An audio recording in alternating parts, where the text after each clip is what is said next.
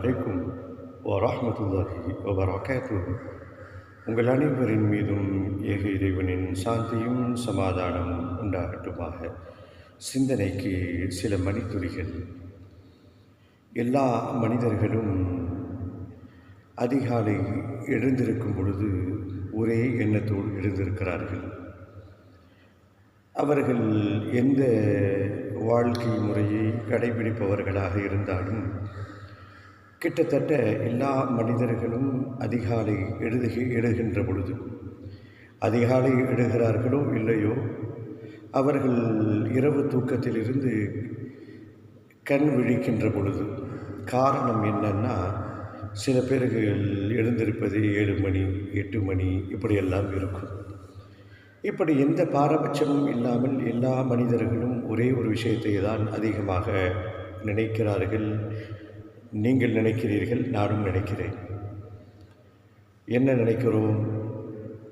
இன்றைய நாள் எந்த பிரச்சனையும் இல்லாமல், எந்த சங்கடமும் இல்லாமல் ஸ்மூத்தாக போகணும், இன்றைய நாள் இனிய நாளாக மாறணும் அப்படின்னு எல்லோரும் எண்ணுகிறோம். தவறு இல்லை.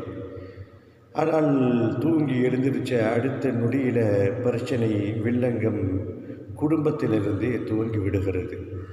அதிகாலை நேரம் மனைவி, நேற்று உங்ககிட்ட பருப்பு இல்லைன்னு சொன்னனே, எத்தனை தடவை உங்களை சொல்கிறது அப்படின்னு அடுப்பை பற்ற வைப்பார்கள்.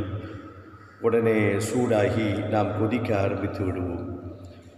அன்றைய நாள் முழுவதும் அல்ல, துவக்கமே அவருக்கு ஒரு அடாவடியான ஒரு பிரச்சனைக்குரிய நாளாக துவங்கும். அப்போது எல்லா மனிதர்களும் எதிர்பார்ப்பது போல இன்றைய நாள் ஒவ்வொரு நாளும் இனிய நாளாக மாறுவதற்கு என்ன வழிகள், இந்த தொடரிலே நாம் பார்க்க போகிறோம்.